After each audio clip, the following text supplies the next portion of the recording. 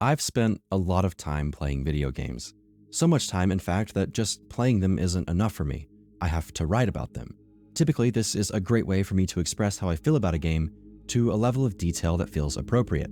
But some games provide experiences that I've consistently struggled to fully capture in words. They can be surreal, disorienting, and unsettling, while also providing a strange sense of comfort, leaving the player with a nebulous cloud of emotions that they don't really know what to do with. For those reasons, I think it's best to compare them to dreams.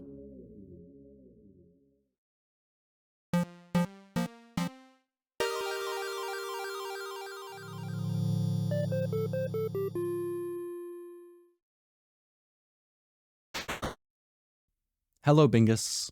I'm Chondo. Whether you remember them the next morning or not, dreams happen every night. We usually become pretty familiar with everyday occurrences in life, being able to rationalize and explain them. But trying to communicate the events of a dream or the feelings that they leave you with is never really an easy task. They're personalized amalgamations of hundreds of disconnected thoughts made specially for you by your subconscious. The following games are some that I think replicate the sense of confusion felt when processing dreams and/or the general atmosphere that they create. I've covered this concept before, but it never really left my mind. So to get us off to a good start, I want to talk about one of the most immersive experiences I've ever had in gaming. In 2011, Davey Wreden released The Stanley Parable as a mod to Valve's Half-Life 2, a game that takes a simple concept, live narration and guidance of a player's choices, and pushes it to its limit, creating a new and interesting relationship between the player and game, which should play out as a simple story from the narrator becomes complicated after factoring in free will. There's a pretty good chance you've heard of this game, or its two remakes. But despite it having some similarities with the following entries on this list, we're actually not talking about it today. Instead, we're talking about another project by Davey Wreden that plays off some of the same concepts as the Stanley Parable, only taking them in a completely different direction, which results in an unforgettable narrative. And it all starts with a message from Davey, letting the player know what they're about to experience. Hi there. Thank you very much for playing the Beginner's Guide. Today, we're going to look at the games made by a friend of mine named Coda. Now, these games mean a lot to me. I met Coda in early 2009 at a time when I was really That's everything you need to know, delivered candidly to the player right at the beginning. This narration continues throughout the entire game, leading you pretty much everywhere you need to be, touring Coda's old projects. The story being told here is executed beautifully and ends up being pretty impactful, but it's actually going to take a back seat in our coverage. Instead, we're going to focus on everything else, the moments between narration and the environments that you spend them in. These places are replications of real-world scenarios, only with fundamental aspects and bounds being ignored. Going forward, you'll see that I find this pretty prevalent with the concept of dreams. Your subconscious forms your dreamscapes by scrambling together memories, often in wholly incorrect ways, which can lead to areas like our first, a Counter-Strike level. This project attempts to resemble reality. However, around every corner, there's a new piece of abstract geometry that ends up making the whole town feel less tangible and more wrong. And viewing all of this through the lens of an old game engine with limited visual capabilities makes the effect even stronger. Another is a blank, rudimentary cityscape with only one distinct feature, a staircase leading up to a door. On the way up the stairs, the player slows to a crawl, and the door opens, making the room an enticing prospect, but one that seems unachievable. To me, the phenomenon of trying to do a task but being stopped right when you're almost done with it is something I've had dreams about forever. It used to be me trying to wake up for school, only to blink and then fall asleep again. Each time I'd stay awake inside this dream, I'd get ready just a little bit more, but without fail, fall asleep again and again. As I missed the bus, people got impatient, and I got stressed. And now I have those same dreams, but for work. It's such a distinct worry of mine. And seeing it here with the staircase is one of the main reasons I wanted to include the Beginner's Guide. But the game actually goes a step further, as the narrator goes against Coda's design, and sets your speed back to normal, letting you reach the door. And once you get there, you see a warm, inviting room that soon gets flooded with disconnected notes and ideas for other projects. To me, I compare this to brain activity during rest, jarring, chaotic, and all over the place. But stepping out of my interpretation and looking at this in a literal sense, this is a room about Coda's game development, which is actually very important context to have when considering this game's place in this video. Everything the player is being shown is said to be an unfinished project from one game developer. Because of this, there's many areas where things aren't as polished as they would be had they been completed. This ends up creating a lot of surreal environments, made up of textures, models, and lighting that already invoke a weird feeling. This entire game was made in the Source engine, which has roots dating back to 25 years ago, at a time when games weren't doing a great job at looking realistic. There, of course, were improvements over that time, but the Source engine still always has a look to it. Davey even alludes to this during the game. To make all of these games, Coda is using an engine called Source. Like all engines, Source has certain things that it does well, and it has certain things that it does poorly. One of the things that it does very well is boxy linear corridors. That's why so many of Coda's games are set in these large, flat, empty rooms, is just because he's working with what the engine does well. With the beginner's guide specifically, there's a distinct lack of set dressing, props and details that make the space feel lived in. Most of what you see is just boxy polygons that have all been arranged in such a way to give the illusion of complexity. While that sounds negative, it's easily one of my favorite parts about the game. It makes everything feel authentic and very strong in tone. While we're talking about details though, I want to talk about the part of the game that's stuck with me the most ever since I played it, as it features what may be the most detailed area showcased. It starts out with the player walking out of what appears to be a cave into a small enclosed space covered in snow. You hear the wind and your footsteps as you make your way up to the one distinct feature in this box. A warm house, perfectly contrasting the cold, desolate entrance. As you make your way in, you see someone else, which is a rare occurrence in Coda's projects. You begin a dialogue with them, as the ambiance is slowly overpowered by a more uplifting vocal track. You soon find yourself helping this person with housekeeping. They speak to you in a very endearing manner, encouraging you every step of the way. As you do these arduous tasks, you continue this dialogue, and somehow, it makes the cycle feel a little less monotonous. And eventually, the other person says, "I feel compelled to share an incredibly cheesy personal insight." Your dialogue options are varied. Your first choice is a very positive response. The second is more cold and neutral. The third is intentionally negative. At this point, if the player has developed an amount of trust and care for this character, the first choice seems like the correct one. Make it especially cheesy.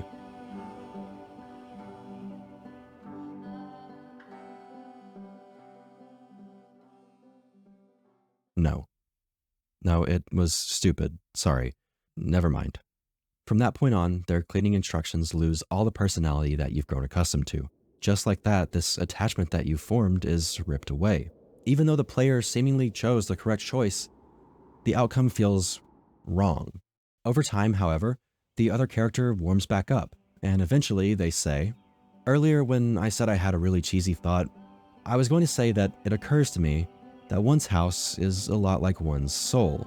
You take care of it, and it takes care of you." I don't know why I felt so weird about saying that. The player, again, selects a positive response, and is met with... Anyway, so, housekeeping. Let's keep doing this. Again, the dialogue turns cold. And for what? It wasn't really a cheesy remark. After some more cold instructions, you see another line of ellipses. Question: do you enjoy this? Before the player can respond, the music is gone. The character is too. And the relationship formed here just minutes ago ends on a bad note. There's two reasons I chose to cover this scene to this level of detail.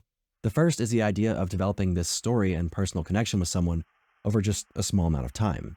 Whether it's someone you just met, haven't seen in a while, or lost, your subconscious will create these instances of people. Over the course of a dream, all sorts of emotions will grow and develop over these people that are really nothing more than ideas. And sometimes it feels like you spend days in dreams, giving these relationships more time to develop and feel real. And then you wake up. All of it is ripped away from you. You're back to reality, which isn't a bad thing. You're pretty immediately able to acknowledge that all of what you just experienced wasn't real and that it doesn't matter, but sometimes it just sticks around for a moment because it's weird. You have people in your life that you care about deeply, and the idea of them being ripped away just like that is rough. The second reason I chose to talk about this scene is the sense of isolation that it leaves the player with. Not only does your housekeeping assistant vanish out of thin air, the walls and the windows of the house go as well. Even if you wanted to relish this moment and the comfort of the house for just a moment longer, you can't. The inside of the house is now no different to the cold, snowy hill. Your only option at this point is to keep moving on. Isolation is honestly not a huge part of the beginner's guide, since most of it is spent listening to someone talk to you, accompanying you on this tour. But in those moments in between, it's almost like that feeling is amplified, since you're so used to that other presence. This game is phenomenal. I hope you can check it out and play it. It only takes about 90 minutes. But back to our list, the beginner's guide sets us up with some base concepts that we can use going forward, aspects that you'll see shared among most, if not every game on the list. I want to transition now into a game that plays heavily into isolation, while also amplifying the surreal nature of its environments. Let me introduce you to Kairo.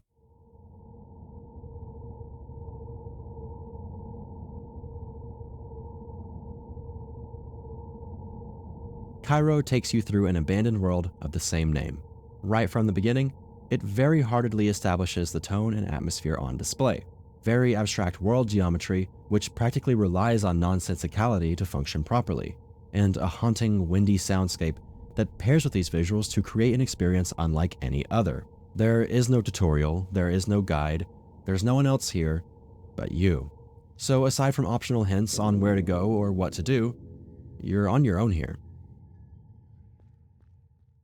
So when talking about the visuals of Kairo, something that is immediately apparent to the player is the grain.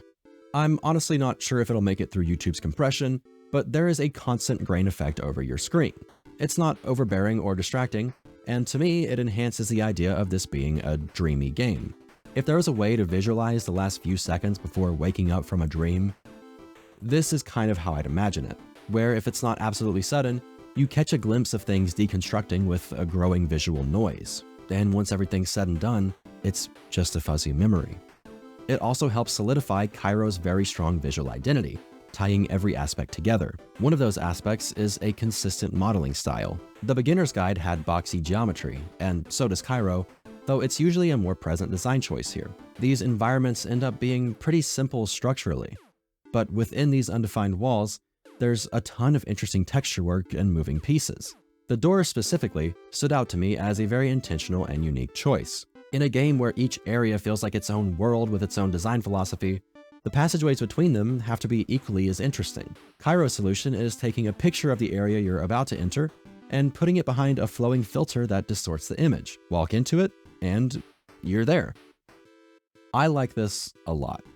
When it comes to dreamlike qualities, I think how Kairo separates its areas is perfect. Dreams can very often be disjointed, moving from one area to the next, sometimes without even noticing. And the actual locations can be anything. Your childhood home, a gas station, or your workplace, or even some weird combination of those three. And when it comes to transitioning between them, I think the most common way our mind tries to rationalize that is simply by teleporting. In my experiences, dreams rarely focus on the journey between areas. They typically just say that I am somewhere, and if my subconscious doesn't want me there anymore, I won't be. Kairo is very reminiscent of that. But beyond visuals, I haven't actually described what goes on in these levels. The way I've presented it so far might make Kairo seem like a walking simulator, but it's actually a puzzle game. Its main mechanics come from where the player places themselves, whether they're pushing an object or standing at the right spot to repair a broken shape. Several games that I've both put on this list and considered putting on this list have been puzzle-oriented. I've found that introducing unique and unrealistic puzzle-solving mechanics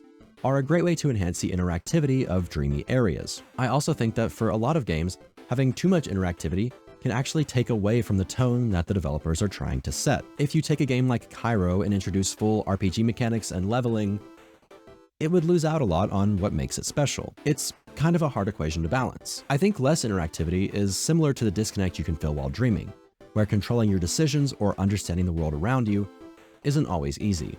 But these games also need to be incredibly immersive to put you in that state in the first place. So while it may be difficult, I think every game I've chosen does a great job with it. But it wouldn't necessarily be a statement to the game's quality if they didn't, because this is a metric that I've made up completely for this video. To continue our discussion of Kairo, I want to quickly talk more about its audio. I am not a sound designer by any means, but I absolutely adore what Kairo does with its ambience. This may be a weird comparison to make, but the tracks that play throughout the game sound like what would play during a really old VR game, like something that doesn't even exist. Maybe what someone's idea of VR would have been when PlayStation 1 graphics were the standard, with the very important caveat that you're the only person in this virtual world. It feels like these tracks would accompany the most lonely experience you've ever had, and I think that's exactly what they were going for. There is no one else in Kairo.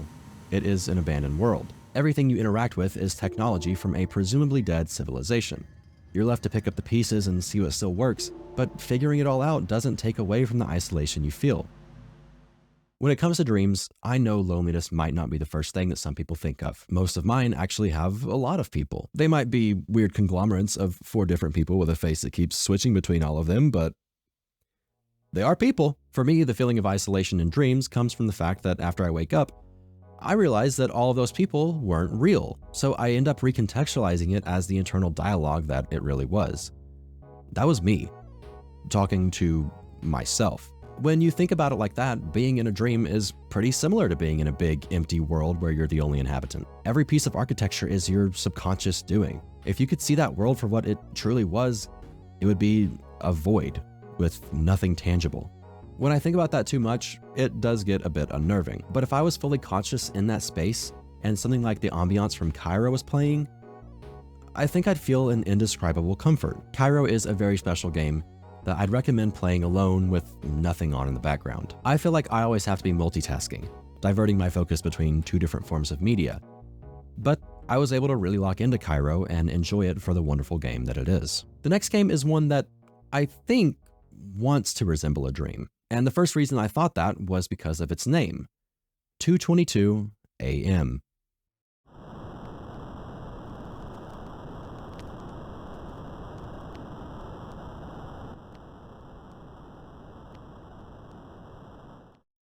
"2:22 is not a traditional game. In an included text file, the creator first refers to it as an experience, to be played alone at night. Admittedly, the next line includes instructions on how to exit the game, but I think experience is far more fitting. 2:22, on first glance, appears to be a collection of random scenes, some interactive, some less so. But they all have one thing in common. The player does not get to decide when they end.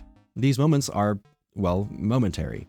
You get to see what they have to offer, play around with them for a minute or two, and then they get ripped away from you. Sure, there's 1 or 2 exceptions where the player's actions indirectly lead to the end of a scene, but for the most part, 2:22 moves at its own pace. But what's actually in these scenes? Well, pretty much anything. Most of them end up being first-person walks through surreal environments that fit in well with our other examples. They're minimally textured and sparingly detailed replications of mostly real-world scenarios. A forest becomes unsettling when the low polygon count of the trees makes them sharp and threatening, and everything around you is engulfed in a thick fog. And a city becomes a barren labyrinth of gray boxes. Others are probably best described as minigames. Collect balls in a mug, chop a vegetable, or build a flower. They admittedly sound pretty disjointed.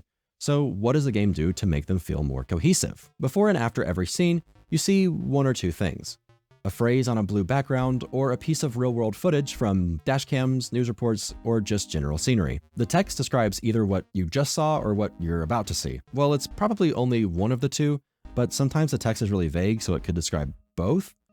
So I'm not really sure. The pieces of real-world footage are a little harder to look into. Or so I thought. I had developed all sorts of little theories in my head around this and how it plays into the concept of dreams. I did this, in part, because there's not a lot of contextual information about this game online, which was made especially true when I saw the developer's website wasn't up anymore. But luckily, the Internet Archive has a capture of it, which reveals to us 2 whole sentences. 2:22 a.m. is a game made for the Something Awful Game Dev competition under the theme of public access television. It takes the form of a television broadcast found late at night. And there's an embedded link to the itch.io page with the description, unlisted late night broadcast. I probably should have seen that part, but in my defense, it's actually not anywhere on the game page itself. So the entire game can be interpreted as exactly that, a mysterious TV broadcast that you find while scrolling channels at 2:22 a.m. The programming seems disjointed and confusing to presumably add to the mystery. If I'm being totally honest, I'm a little confused at this explanation. Sure, it contextualizes some parts, like the real-world footage or the blue title cards, but the actual content of the game, the scenes themselves, I kind of struggle to fit within that context. Not to imply that the developer did anything wrong with that, I just had a totally different interpretation than the intended one, which I'd like to share now. This won't come as a surprise, but to me, 2:22 a.m. is a way to relive dreams. Each of the segments on display feature the same inexplicable atmosphere. They're vague, fuzzy retellings of already vague and fuzzy scenarios. Some of them are mundane walks, while a couple are especially exciting, featuring the ability to fly through space or float around on a paradisiacal plane. Or some are abstract, like staring down the moon a foot in front of your face. They can be nothing or everything. The title cards are your best attempt at rationalizing these experiences upon suddenly and unexpectedly awaking, like chronicling in a dream journal. And the hints of real-world footage could be the few pieces of your dreams that are inspired by real distinct memories. Or if you want to tie it into the actual context of a late-night broadcast, the entire game could be a journey in and out of sleep with a TV going in the background. I don't know if this is a universal experience, but when that happens to me and I'm half asleep, my dreams start to incorporate huge portions of what I'm watching. Like, everything said by a person in my dream will be what I'm hearing in the real world. So maybe the whole thing could be a retelling of dreams being affected by an outside source? I don't know. That's my take, and that's mostly why I included it today. But regardless of whether or not my interpretation was correct, I'd be very surprised if dreams weren't at least part of the design philosophy behind 2:22 a.m. I recommend playing through it with both interpretations in mind. It's a very short experience, only taking about 10 minutes for one playthrough. And there's a few scenes that are swapped out at random, so I suggest playing through it a few times to make sure you didn't miss anything. But if you do, play it alone at night. Before we get into our last game, I actually want to cover a few more pretty briefly. Since we've given out a lot of context for what puts a game on this list, I think we can cover a few more great examples without spending a ton of time justifying their inclusion. First, Antichamber. Antichamber is a visually striking set of mind and reality bending puzzles, all set in an ethereal laboratory. The puzzles are reminiscent to those seen in Kairo, where most of your understanding of them comes from viewing them in an abstract sense. It's less so about finding a key to a locked door, and more so about changing the way you view everything around you, figuratively and literally. Sometimes the solution is just putting your character in the right spot, which can be pretty difficult considering the non-Euclidean nature of many areas. Sooner or later, you realize that nothing around you is really set in place. Walls can shift, passages can appear, and doors can close. And until you grow more accustomed to the game, it happens seemingly at random. At first, it's pretty difficult to comprehend, which leads me to compare it to the strange works of a resting mind. Secondly, we have a map for Counter-Strike 1.6. Harkening back to our first example of the beginner's guide, the boxy, slightly off worlds of the source engine are in full display. This time, they're in the form of a winter-themed community-made modification for the map Dust 2. This entry is one that is especially enhanced by playing alone. During an actual game, your main focus is not the environment surrounding you. You're trying to win. You see the map as either a tool to aid you or an obstacle on that journey. But taking the other players and the objective out of the equation, you're left with an eerie, snowy field with the constant sound of a howling wind. The skybox of a snowy mountain almost feels out of place, which makes it fit in perfect with this list. The world you're standing on is, in actuality, a small sliver of reality floating in a cold void. Our third and last entry for this section might seem a bit weird at first, so just stick with me. So this is Vinerealms, an MMO made for a charity event hosted by creator group Vinesauce. Because of this, the bulk of this game's player base existed during and around that event, which was all the way back in 2020. Nowadays, in part due to a sequel in 2021, the servers stay pretty empty, which is honestly pretty upsetting. There's a ton of time and care put into this game and each of its worlds. But because these worlds were meant to house a ton of people, they're very large in size and number. So when you play alone, you can really tell there's supposed to be more people here. So you end up exploring these vast landscapes of intricate and otherworldly design all by yourself. It's similar to the feeling I described with Kairo. My favorite of these areas is 100% the Vapor Zone. Vaporwave aesthetics are probably the main reason I'm doing this video now. I was obsessed with them when they were more popular online before the trend kind of shifted to being more general with liminal spaces. But I always thought that these Vaporwave-inspired songs, games, and pieces of artwork were very, very dreamy. It might be a totally personal thing, but that was the best way that I could describe the atmosphere around them. And that personal connection might be a little amplified here because I used to fall asleep to Vinesauce VODs. Aside from the general aesthetics and the isolation with Vinerealms, it's also important to note that it's filled with a bunch of internet references, some of which are dated. Not in a bad way, but mostly just because the game was made several years ago. So as you're exploring these worlds all alone, you're also being shown references and memes that are likely to be very distant memories in your mind. And as we've seen today, vague memories play a big part in our list. Really, any abandoned MMO will evoke a lot of these same feelings. I'm sure everyone has that one online game that went dark years ago. This was just one of my favorites. With our brief coverages coming to an end, it's time to move on to our last game. But first, I need to put a pretty serious disclaimer. This game has a lot of very bright, sometimes flashing, fast-moving colors, with some camera angles that are tough and could probably evoke motion sickness. If you need to skip this section and go straight to the analysis, there's chapters in the video for you to do so. If we discuss anything about this game after this point, I'll try to give appropriate context and only use safe clips when I absolutely need to. With that being said, let's take a look at Juice Galaxy.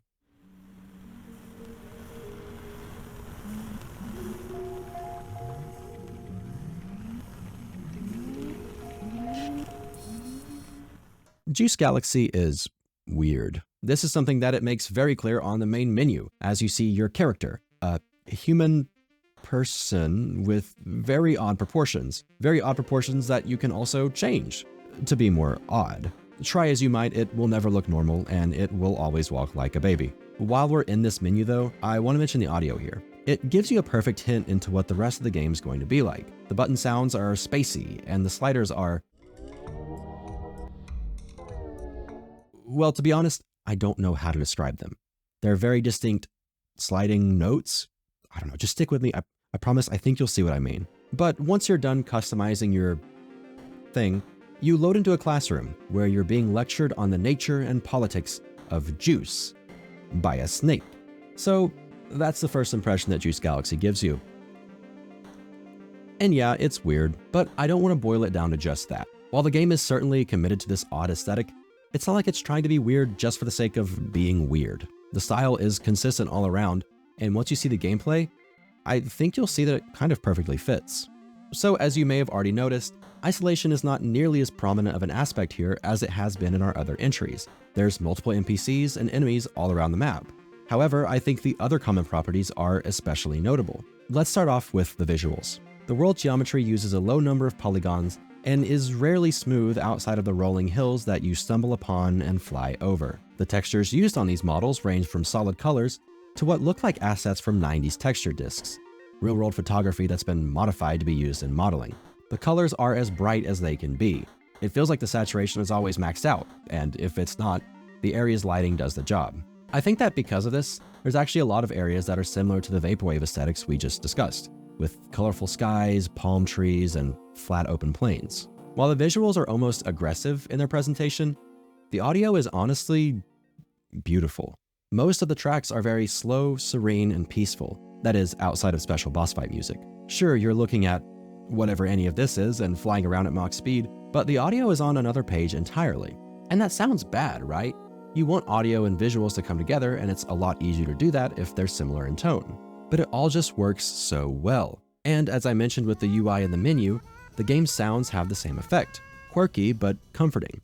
Also, I don't have any proof of this, but there's a track in the game that sounds like it was very heavily inspired by the 3DS settings theme, and I love it. So if that's what the presentation of this game is, a beautiful dichotomy of concepts, what's the actual gameplay? It's an action RPG, in which every action you take is determined by a floaty, unpredictable physics engine.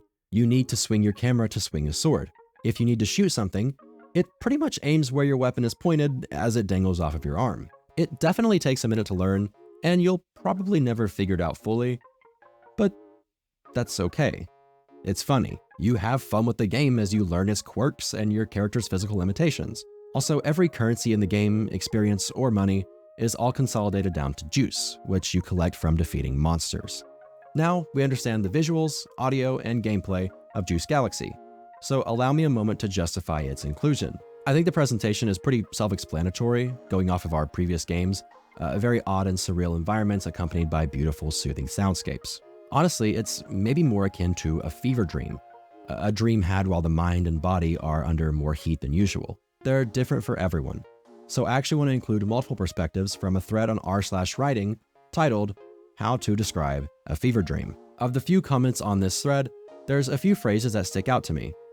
Oddly repetitive, an incoherent mess of images and colors, an uncanny attempt at replicating reality, stressful and overwhelming, with one person even describing a static void with these colossal sized shapes that twist and warp. Now, all of these aspects sound pretty negative, but I think that's limited to how you experience them. In a dream, for that moment, that is your reality. You cannot recognize that what is happening isn't actually happening. It can be terrifying. But when you're talking about the same experiences in gaming, I think the connotation changes. Whereas these scary and unnerving aspects are awful if you're living through them, who says they can't work for a game? For Juice Galaxy, I think that a lot of these phrases from the comment section can actually be used to complement the game's design and the philosophy behind it. I want to throw in another personal anecdote of dreams that I've had to further explain my position. When I was a kid, I'd have these dreams where my thumb would just be huge, like the size of a house. But when I tried to move it, it was weird and floaty. Like I shouldn't have been able to support that weight, but I was. It was almost like I was underwater. And sometimes it wouldn't be my thumb, it'd be like a quarter or a pencil. Whatever it was, the same scenario rang true. The thing was huge, and I was handling it in a way that didn't really reflect reality or make a whole lot of sense on its own. Controlling Juice Galaxy reminds me of that. Your character's proportions are like my thumb dream. Everything is just wrong, but it behaves wrong in a different way than it should, even being wrong. But you get the hang of it. Eventually, it just feels mostly normal. Do you have a perfect understanding of what's going on and how to handle it? Not really, but you're doing your best. Juice Galaxy is an oddly beautiful game that captures your attention and does not let go. I had more than enough footage of this game for the video, but I just couldn't stop playing. It's free on Steam Early Access, and I highly recommend trying it. So we've discussed a lot of games, some of them more similar to each other than others. But now's the part of the video where we focus on the similarities and differences between all of them. I started this video off by telling you that I had a tough time describing these games and the feelings that they leave me with. So let's break down why these seemingly disconnected games are so similar in my mind. Let's bring out some traits that were present in most, if not every game, or our discussion around them. Starting with isolation. When you're asleep, the only person running around up there is yourself. In an endless sea of thoughts, it's just you. Some games are literal in that sense, like Kairo, Vinerealms, or Winter Theme Dust 2. In those, the player is a lone inhabitant in a world that, either by intention or circumstance, is empty. Other games play into isolation less and actually feature other characters prominently. With the Beginner's Guide, there's multiple instances of full-fledged NPC conversations. However, they're seen under the lens of Coda, the developer, talking to himself. We're not playing these games to really view them as games, we're led through them like a showcase, gawking at minor details whilst being reminded that everything we're seeing is nothing more than Coda's inner dialogue. In this sense, the Beginner's Guide could be a prime example of what I described, the isolation within the subconscious. And what you're seeing there is like a third-person representation of that phenomenon. And it doesn't really feel like you're supposed to see any of it.